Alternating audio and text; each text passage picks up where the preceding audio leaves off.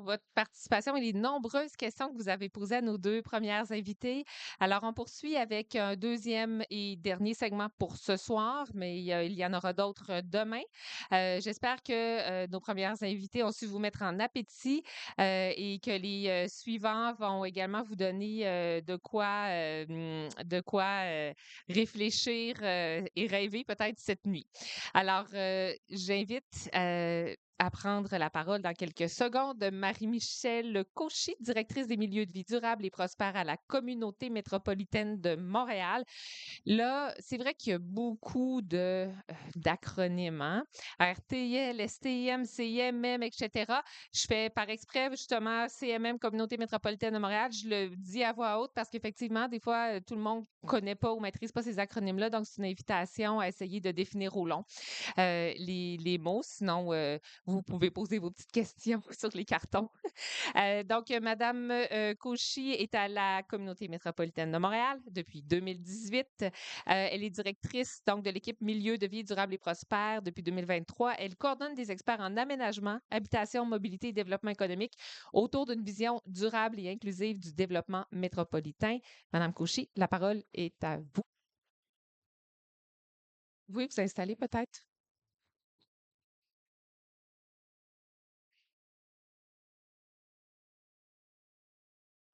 Bonjour à tous. Marie-Michel Cauchy, de la communauté métropolitaine de Montréal. Ça me fait plaisir d'être ici pour pouvoir vous parler de notre vision pour le développement de la région métropolitaine. Dans un premier temps, je vais tout de suite switcher. Dans un premier temps, je vais vous présenter rapidement, c'est quoi, la CMM. C'est souvent un organisme qui est pas nécessairement, connu. Donc je pense que ça vaut la peine de commencer par ça. La communauté métropolitaine de Montréal, c'est un regroupement de 82 municipalités qui sont, divisées ensuite dans 14 municipalités régionales de comté, MRC. On est un organisme de, coordination, planification, financement. C'est quand même un super grand territoire, là. Vous pouvez le voir sur la carte, là. On regroupe, donc 82 municipalités. C'est 4 000, plus que 4 000 kilomètres carrés de territoire. On parlait tantôt, là, de la ville de Longueuil qui est un grand territoire. La CMM, c'est immense. Puis c'est un territoire qui a beaucoup de différences, là. On a comme parmi les plus grandes villes du Québec, mais on a également des municipalités qui sont, principalement, agricoles, là, qui ont une grande superficie de terre agricole sur le territoire. On est, la moitié des habitants du Québec à peu près, la moitié des emplois du Québec à peu près, c'est ça, la moitié du PIB du Québec également, à peu près. C'est sûr que ça pose, des défis qui sont importants là, à la fois, pour pouvoir, avoir une cohérence sur l'ensemble du territoire pour toutes ces différentes municipalités-là, puis s'assurer, que la planification, fonctionne pour tous. Oh, c'est pas ici que je switch, c'est ici. Je m'excuse. Oups, je reviens. Je vais vous parler aujourd'hui de notre principal outil de planification du territoire, qui est le plan métropolitain d'aménagement et de développement, pour faire court PMAD. Julie parlait des acronymes là, à la CMM. On est vraiment, vraiment bon là-dessus. On en a beaucoup. Je vais essayer de faire attention de les dire au long. Mais si jamais je le fais pas, n'hésitez pas à poser des questions là-dessus. Ça va me faire plaisir. Le PMAD, on est à notre deuxième itération. Notre premier PMAD a été adopté en 2011, entré en vigueur en 2012. C'était le premier exercice pour la région métropolitaine là, en 2012. Ça vise à avoir une cohérence dans l'aménagement du territoire pour l'ensemble des 82 municipalités de la CMM. On vient de passer à travers un important exercice de révision de ce PMAD-là. Ça a duré pendant 2 ans et demi. On a consulté l'ensemble des municipalités, l'ensemble des MRC, municipalités régionales de comté. On a fait des consultations publiques, on a fait des grands événements. On vient d'adopter en juin dernier notre nouvelle version du PMAD, le PMAD révisé. Puis si tout va bien, il devrait entrer en vigueur en décembre. Euh, pour faire la révision du PMAD, on s'est basé évidemment sur le PMAD qui était en vigueur avant, parce que, il établissait déjà plusieurs principes qui étaient encore, d'actualité aujourd'hui. Ceci dit, c'est important de faire un exercice de révision pour nous parce qu'on voulait pouvoir intégrer notamment plusieurs des engagements qui ont été pris par notre conseil, au fil des années depuis le premier PMAD. Le conseil est constitué d'élus municipaux des municipalités qui constituent la CMM. Donc, on voulait pouvoir intégrer plusieurs des engagements. On voulait aussi pouvoir actualiser là, certains éléments en lien avec les enjeux d'actualité, là, à la fois l'adaptation, la lutte au changement climatique, mais aussi la crise du logement, là, qui est quand même un élément important auquel euh, on veut pouvoir amener des solutions, là, donc par notre planification. Puis, évidemment, ben, pour tout ça, on voulait pouvoir créer des milieux de vie qui sont complets, durables, basés sur le principe de la ville des 15 minutes.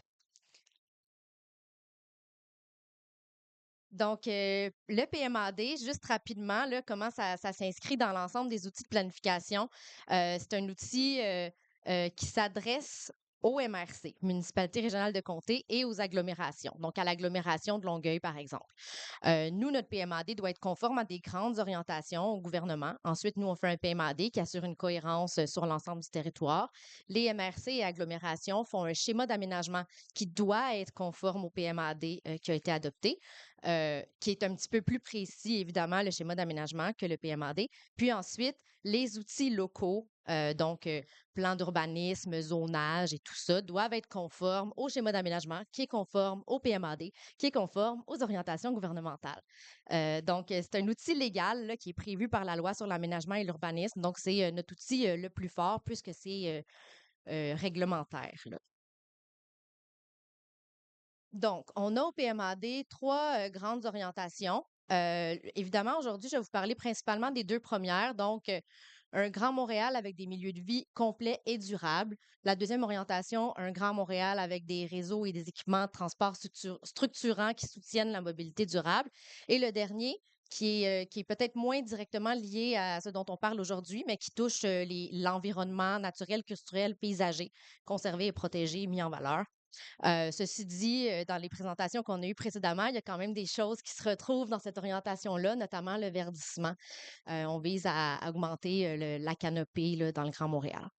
Donc, passons immédiatement là, aux deux orientations qui nous intéressent principalement, l'orientation 1 et 2. Pour l'orientation 1, on veut faire une planification intégrée aménagement-transport. Puis en fait, ça vient quand même faire écho à l'orientation 2. Là, c'est deux choses qui ne peuvent pas se dissocier. Pour pouvoir y arriver, on a identifié ce qu'on a appelé des secteurs de planification intégrée aménagement-transport, secteur PIAT. Donc, un acronyme qu'on a inventé. Voilà. Les secteurs PIAT, ce sont des secteurs qui sont déjà desservis par le transport collectif dans tous les cas. Il y a pas de secteur qu'on a identifié qui n'est pas déjà desservi.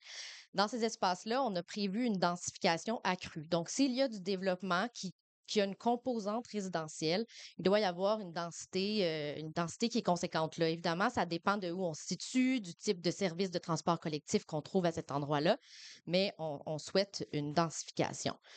Puis évidemment, on souhaiterait que le transport collectif qui est offert évolue au fur et à mesure qu'il y a de la clientèle qui vient s'installer.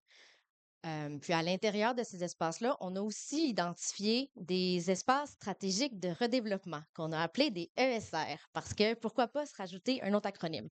Les ESR, il y en a 59. À nouveau, c'est tous des espaces qui sont desservis par le transport collectif, puisqu'ils sont à l'intérieur de nos espaces de planification intégrée aménagement transport. Ce sont principalement des grands stationnements de centres commerciaux et certains stationnements incitatifs du transport collectif.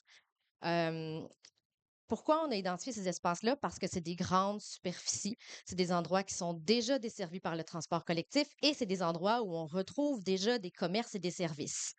Donc, on trouve déjà beaucoup des éléments qui pourraient constituer un milieu de vie complet. Euh, Comme je le disais, évidemment, l'offre de transport collectif pourrait évoluer au fur et à mesure que la population arrive. Puis, l'offre commerciale pourrait évoluer également.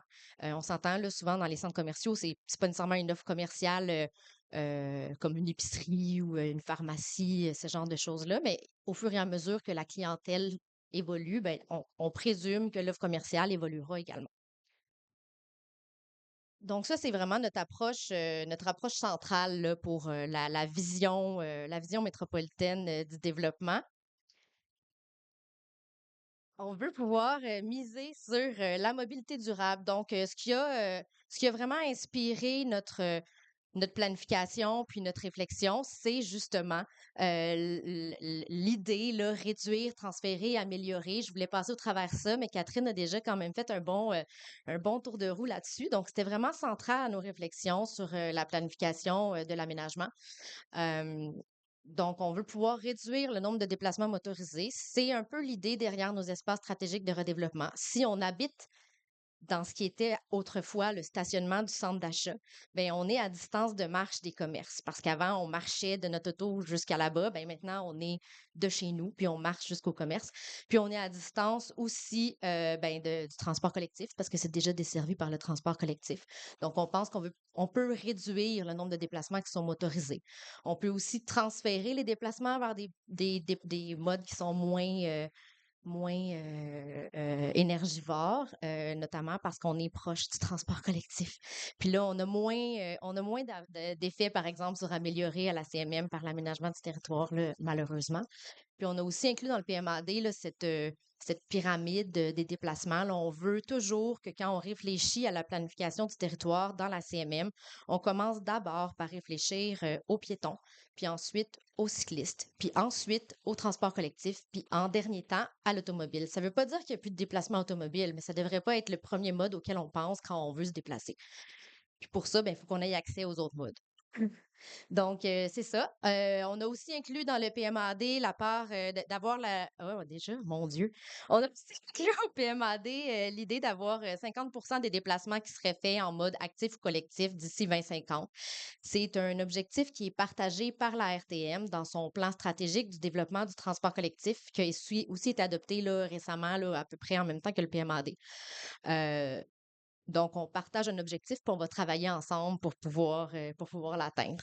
On a aussi, dans notre planification, travaillé à développer des indicateurs d'accessibilité piétonne. Puis on veut que les MRC et les municipalités, dans leur planification, visent à améliorer le score d'accessibilité piétonne là, qu'on retrouve sur leur territoire. Donc, on veut une accessibilité aux commerces et services, au transport collectif, aux réseaux cyclables, aux parcs et espaces verts, infrastructures scolaires, infrastructures culturelles. Évidemment, dans la CMM, on part pas tous du même point de départ pour ces indicateurs-là. Ce qu'on veut, c'est que tout le monde travaille à les améliorer au fil du temps, puis au fil des projets, puis du développement qui se fait. Puis évidemment, tout ça, ça s'appuie sur des réseaux de transport qui sont structurants. On a intégré au PMAD le réseau vélo métropolitain qui avait déjà été adopté par notre conseil en 2017. Là. Ça fait partie des choses dont je vous parlais, là, qu'on avait développé depuis l'ancien PMAD puis qu'on voulait pouvoir intégrer. Donc, on a intégré le réseau vélo métropolitain qui inclut des axes plus récréotouristiques là, de loisirs, mais aussi des axes utilitaires. Puis c'est ceux-là qui sont probablement le plus intéressant pour l'idée de la mobilité durable là, pour la population. Puis on voit, ça paraît peut-être pas tant que ça, là, mais en petit grisé, là, on a nos secteurs de planification intégrée, aménagement, transport qui sont là, puis on voit qu'ils sont quand même relativement bien desservis par ce réseau, là, donc ça pourrait quand même être utilisé par tout le monde. Puis, je vous ai mis aussi la carte du réseau de transport collectif structurant qui nous a permis d'identifier les secteurs de planification intégrée, aménagement, transport. C'est un réseau qui est constitué évidemment du métro, du REM, on a le train de banlieue, puis on a certains axes d'autobus qui sont les plus structurants. Là où il pourrait avoir une augmentation du service, c'est évidemment davantage où est-ce qu'il y a, par exemple, le train de banlieue ou les autobus. Euh, donc voilà. On a aussi intégré au PMAD, puis je n'ai pas mis la carte ici, mais l'ensemble des projets de développement du transport collectif qui sont prévus à la fois par le PQI du gouvernement, par la RTM, et puis aussi, on inclut tous les projets qui font partie des ambitions des élus. Là. En fait, l'objectif, c'était de pouvoir démontrer l'ambition en matière de transport dans la région métropolitaine. Ceci dit, l'ensemble de ces projets-là, on n'a pas planifié de densification autour de ça parce qu'on n'a pas de certitude que ça va arriver, puis on ne veut pas aller installer des gens à des endroits où ils ne pourront pas avoir accès à du transport durable. Donc, on a vraiment fait notre planification sur la base du réseau existant. Voilà. Merci.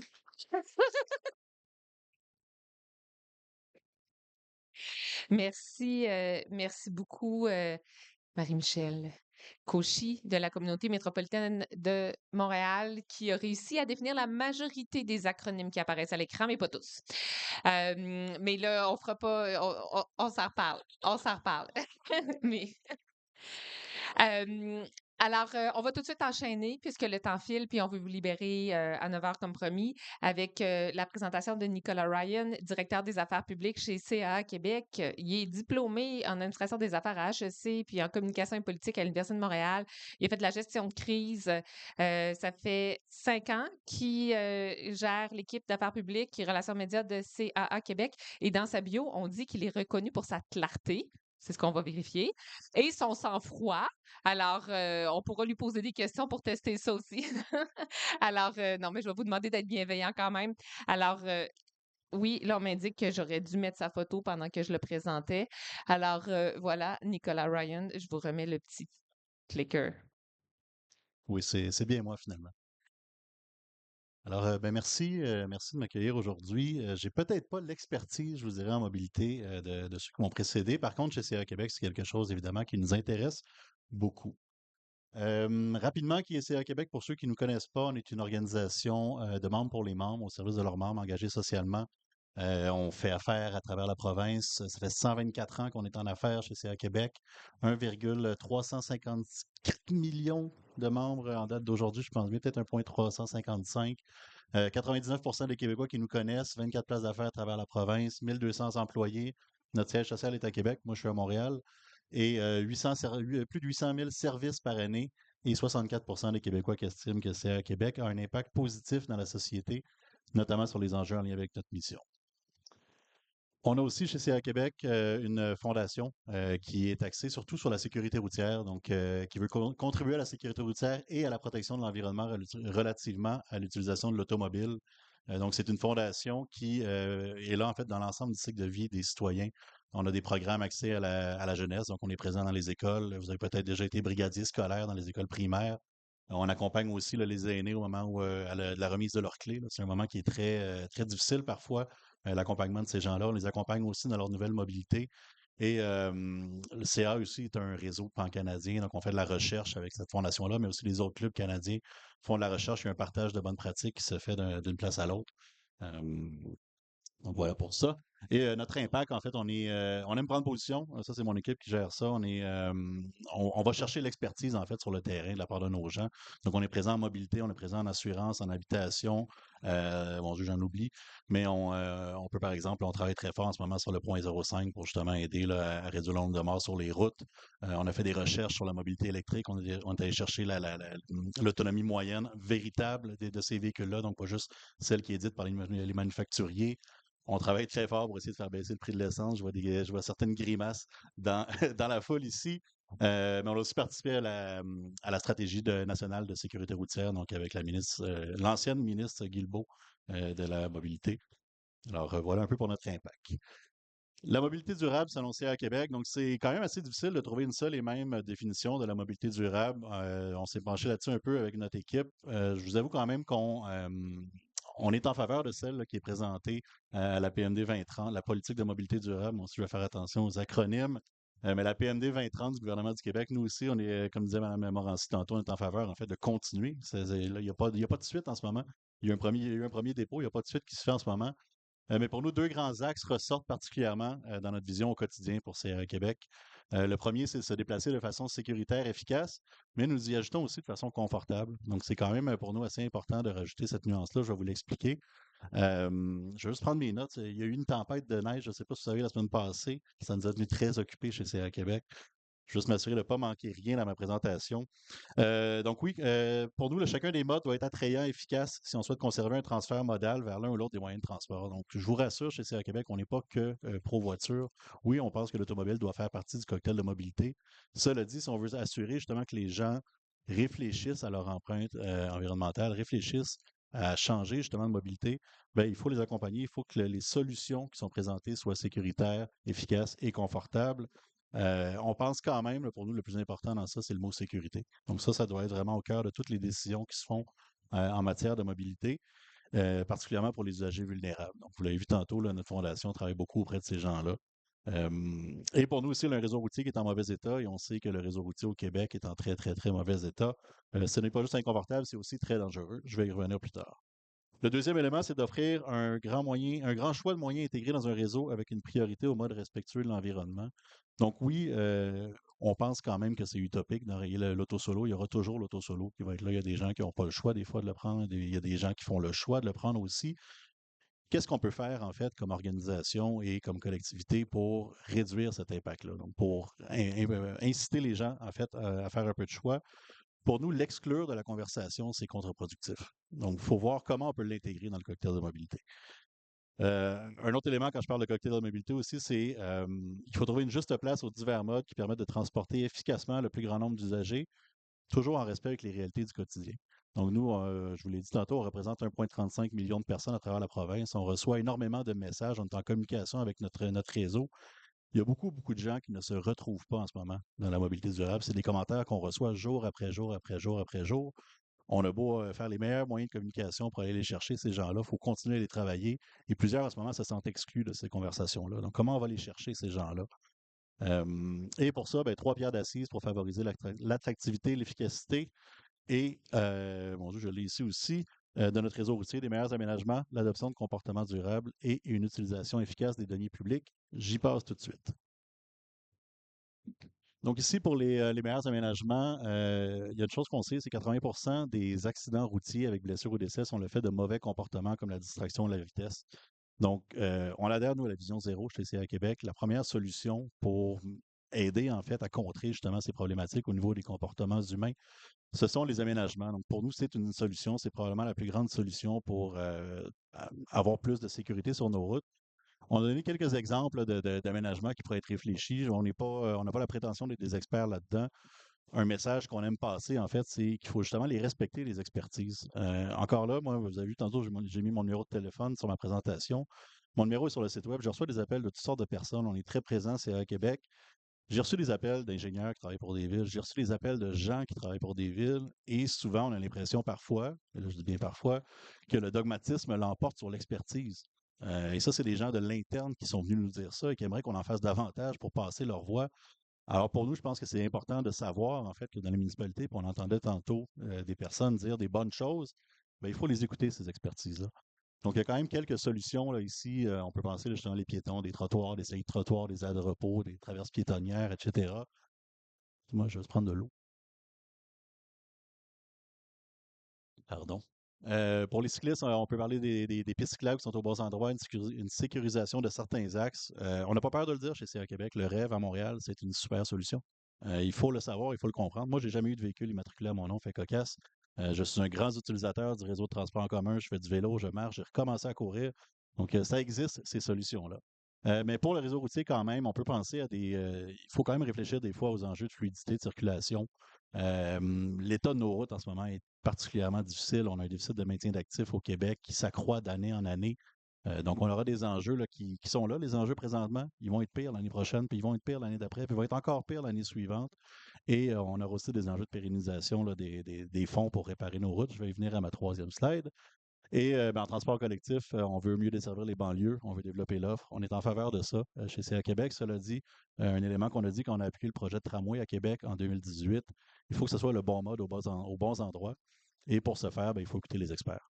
Donc, il ne faut pas que le politique soit trop présent dans les décisions lorsqu'il vient le temps de faire des choix.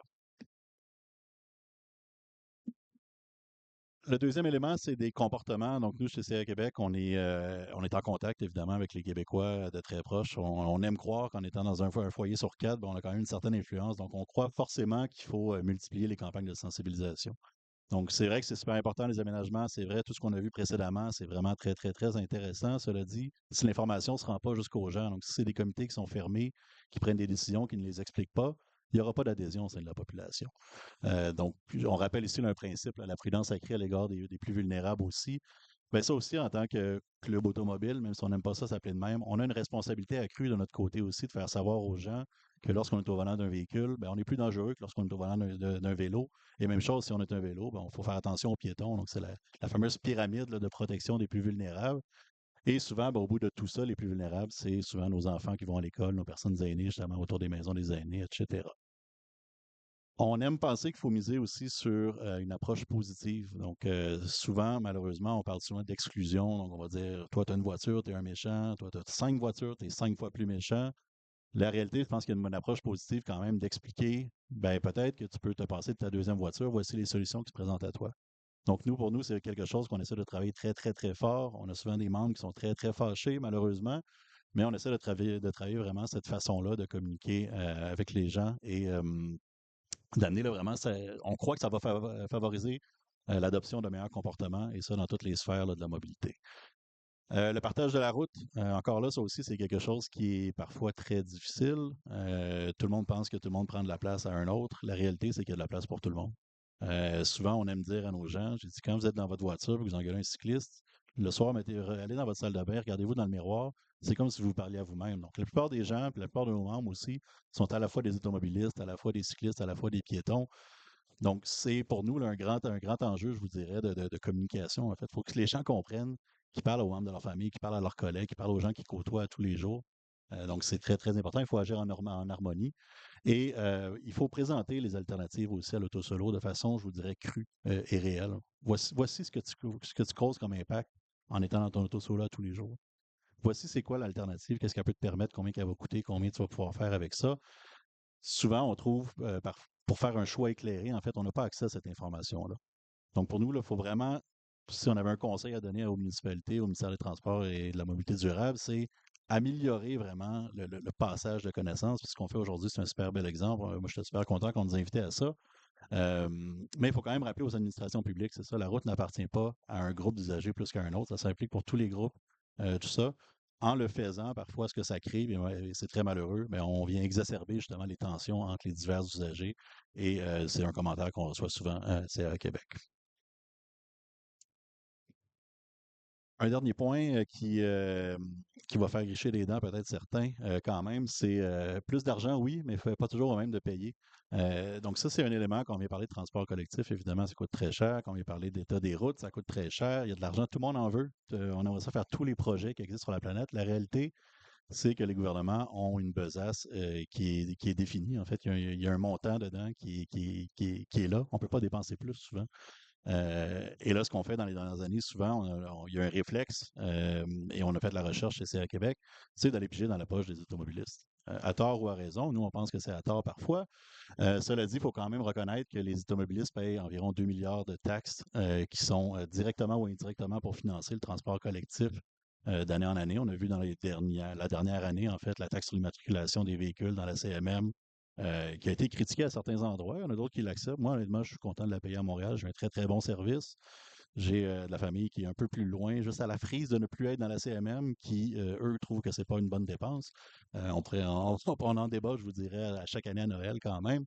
Mais ce qu'il faut savoir, en fait, c'est que si on incite tous les gens à se départir de leur véhicule, ben, au final, c'est quand même, on va se retrouver avec un problème. On n'aura pas assez d'argent pour financer. On va perdre cet argent-là. Même chose avec la taxe sur l'essence aussi, là, qui est vouée à diminuer d'année en année si on incite les gens à changer de mobilité. Donc, il ne faut pas penser que la solution elle va être trouvée dans 15 ans. Il faut commencer à la réfléchir dès aujourd'hui. Même chose avec le fonds des réseaux de transport terrestre. Ça, c'est l'argent là, qui est mis justement dans les routes. On sait aussi là, que cet argent-là va être déficitaire ce fonds-là va être déficitaire assez rapidement. Donc, il faut y voir là, dès aujourd'hui. C'est une problématique qui s'en vient très, très rapidement. Quelques intrants qu'on croit peut-être possibles et plus équitables. On peut penser à l'impôt sur le revenu, peut-être chercher la taxation, là, un point de pourcentage à un certain endroit pour aller justement aider ces fonds-là, peut-être aider à réduire le déficit de maintien d'actifs. Captation de plus-value foncière lors de projets aussi, là, ça c'est un concept qui est un peu plus parfois complexe à comprendre, mais c'est d'aller chercher de l'argent en fait lorsqu'on construit justement des éléments de transport en commun.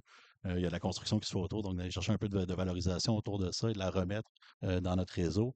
Mais cela dit, là, une chose pour nous qui est probablement primordiale, je vous dirais, chez CA Québec, on l'avait dit au moment du tramway. Les gens étaient surpris qu'on était en faveur du tramway chez CA Québec. Est-ce qu'on est capable d'accomplir plus en visant l'efficace au lieu de viser la superbe?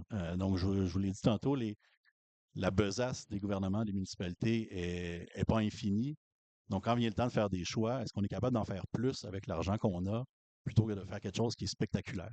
Donc, oui, c'est le fun d'avoir un projet qui est spectaculaire, qui est magnifique, qui est beau, mais est-ce qu'on aurait été capable de faire plus avec justement un peu moins d'argent? Ben, nous, on croit que c'est peut-être là la solution pour en faire plus là, au niveau de la mobilité. Mon Dieu, j'avais une dernière slide, mais elle a disparu. C'est parce que j'ai busté mon temps. J'ai-tu cliqué 2 fois? Ah, c'était juste un rappel de ce que j'avais dit. Mon Dieu, j'ai eu peur. Je pensais qu'on m'avait coupé le sifflet. Mais en fait, ben, je vais juste finir avec le plus important en fait pour nous, c'est de rassembler, d'inclure, de considérer, d'accompagner, d'écouter. Donc, tous des beaux mots qu'on peut appliquer en tant que collectivité. La mobilité durable pour nous, chez CA Québec, ça doit se faire pour, mais surtout avec l'ensemble des citoyens. Donc, c'est le message qu'on souhaite passer. Alors, merci beaucoup. Merci, Ryan. Je vous invite à rester à l'avant. Marie-Michel, si c'était possible également de venir à l'avant, on va s'adonner au même exercice.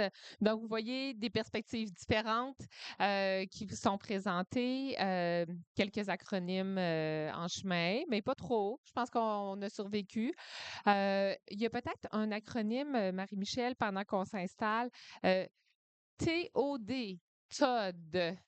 Qu'est-ce que c'est, TOD? Peut-être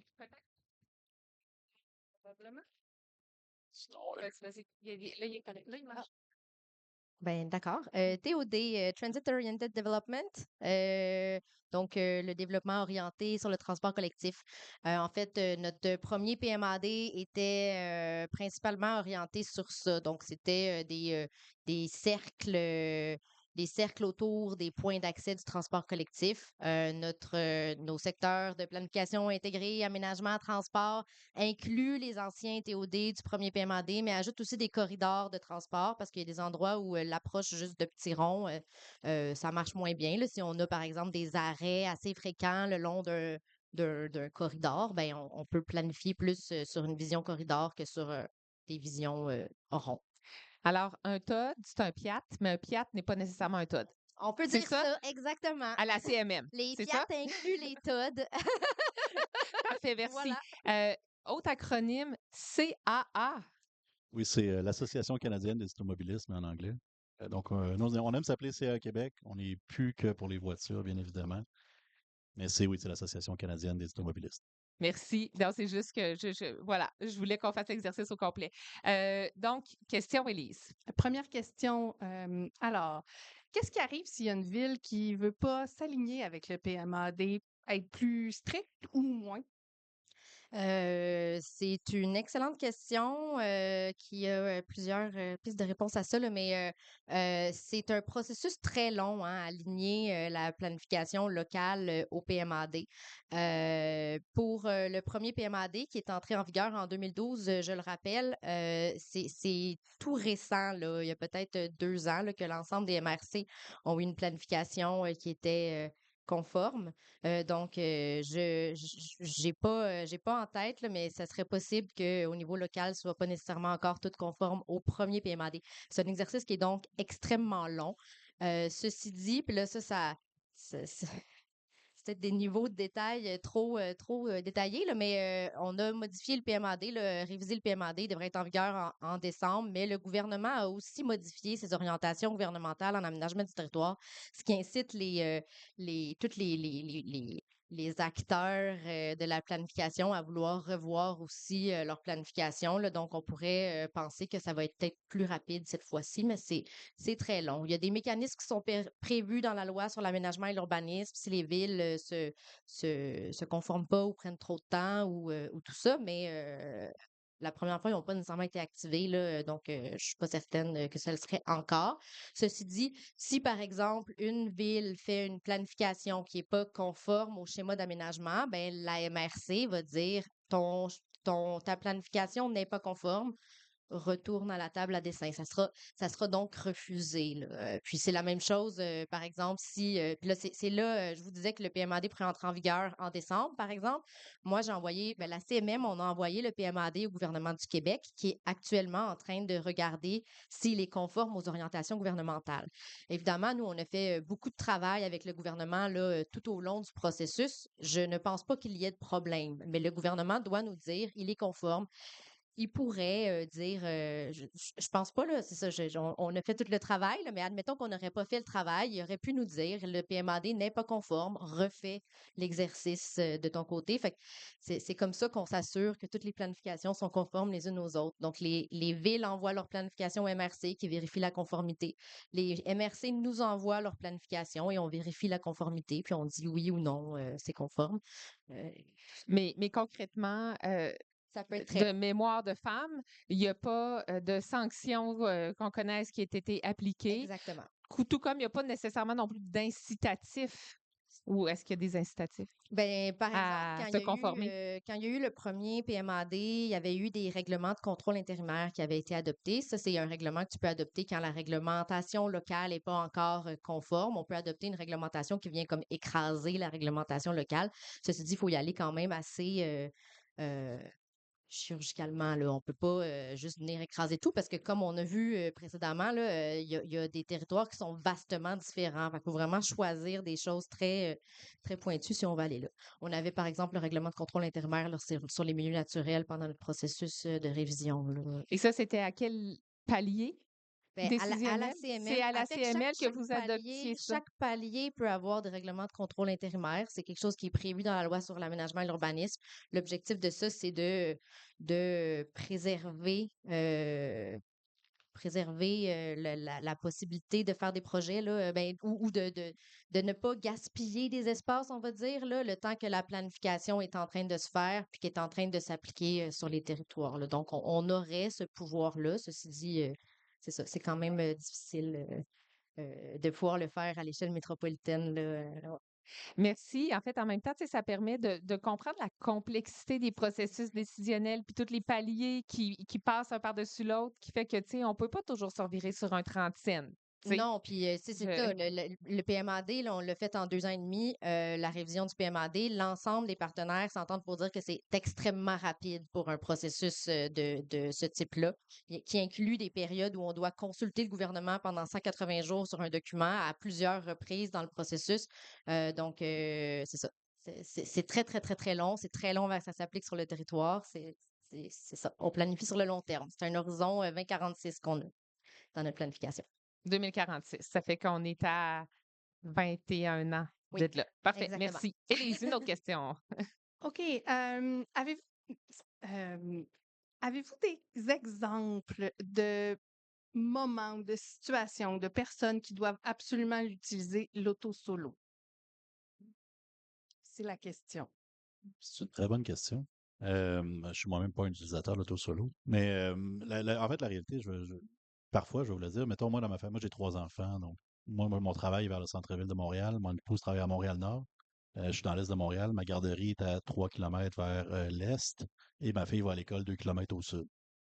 Donc, souvent, on fait l'espèce de chemin. On appelle ça la ronde de lait. On partage le chemin aussi avec nos voisins. Mais par la suite, ma conjointe va au travail en auto-solo. Donc, c'est ça, c'est un moment, je sais que c'est peut-être pas la définition même de l'auto-solo, mais parfois on a peut-être l'impression en voyant des gens dans leur voiture, hein, ça c'est un maudit qui est en auto-solo. Mais la réalité, c'est qu'il y a des gens qui, avant ça, ont peut-être fait justement une ronde de lait ou un coup de covoiturage ou qui sont allés déposer quelqu'un.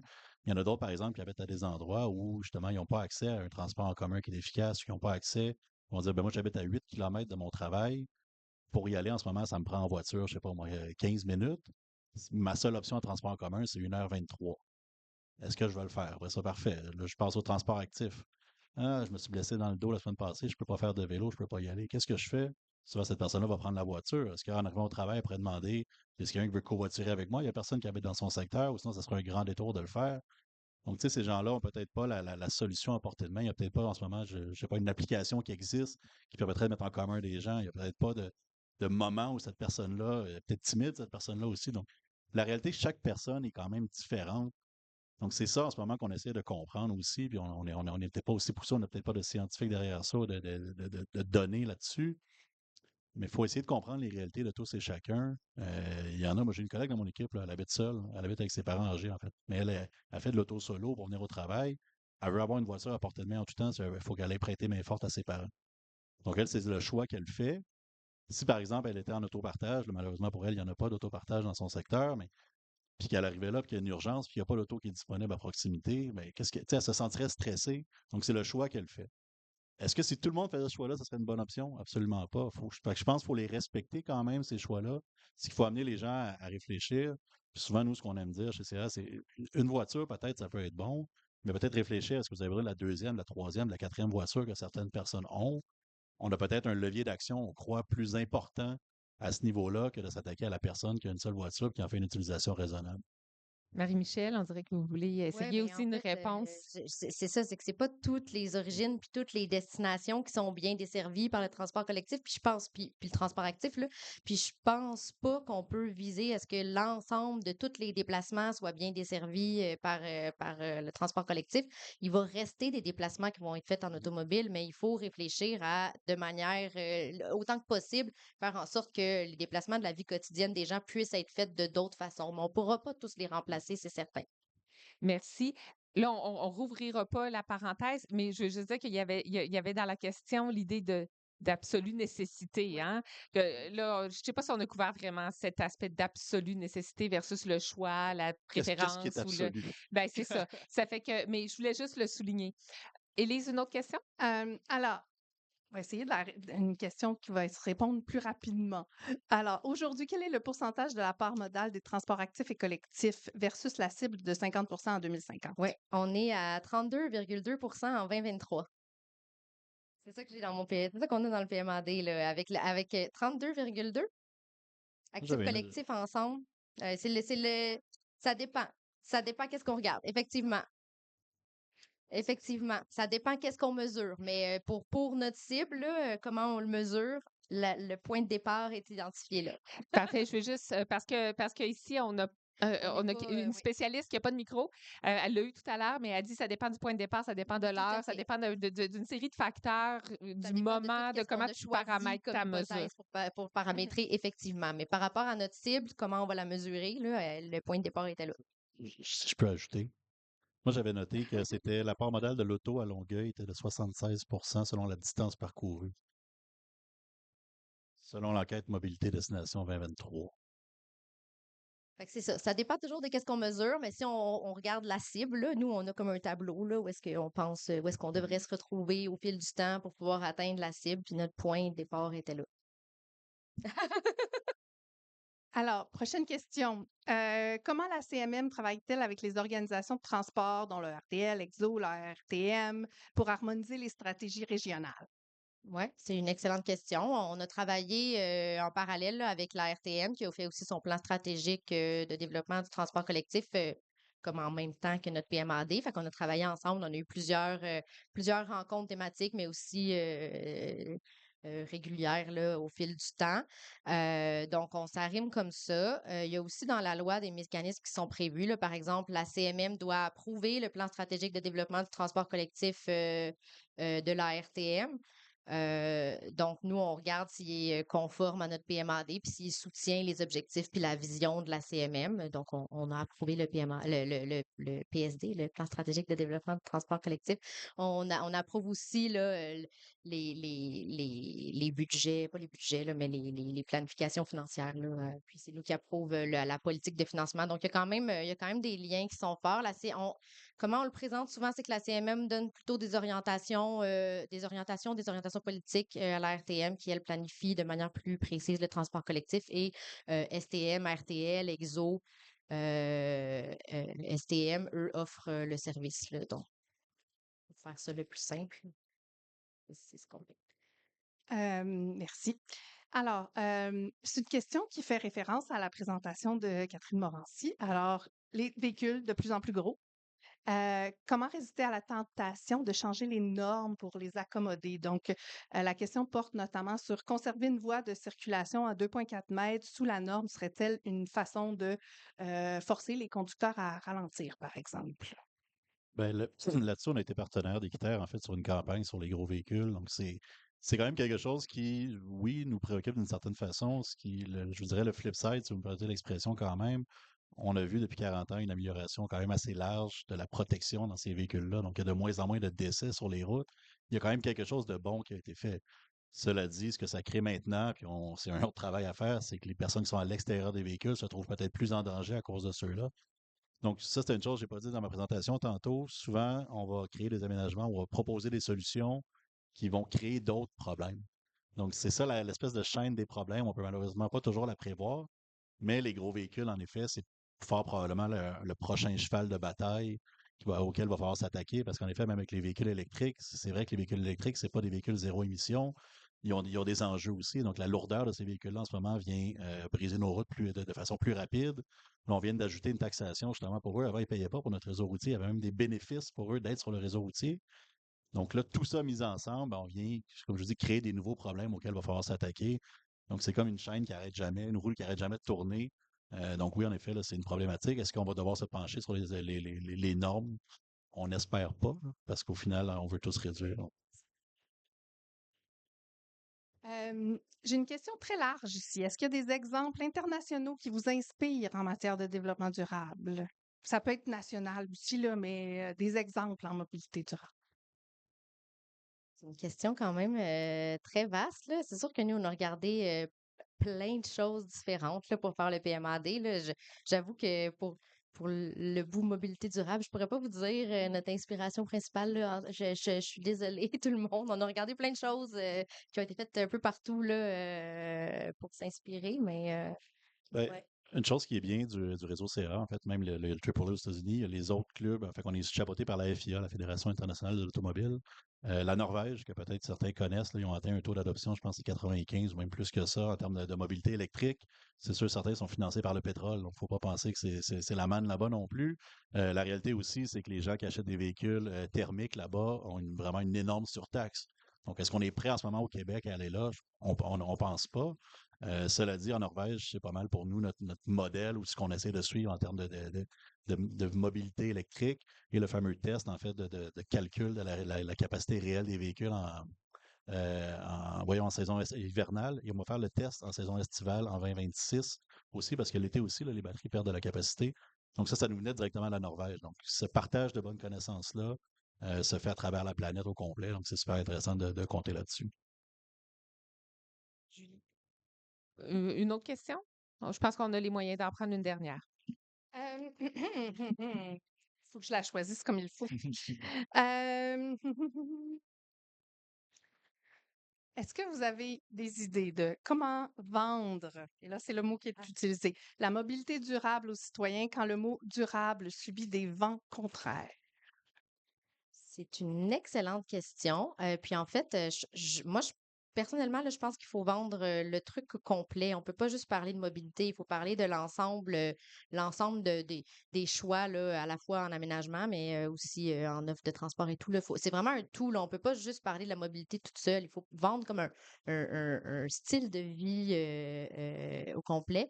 Je pense que les urbanistes, puis tu sais, c'est peut-être vrai pour les gens en mobilité aussi, là, on n'est pas si bon que ça pour vulgariser puis vendre nos idées puis l'aménagement du territoire.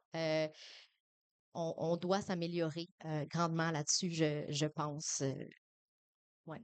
Il y a un grand travail, là, puis malheureusement, on n'est pas des gens de marketing ou de communication, là, fait qu'il faudrait qu'on s'associe davantage avec des gens qui peuvent mieux passer les messages. Appelez-nous.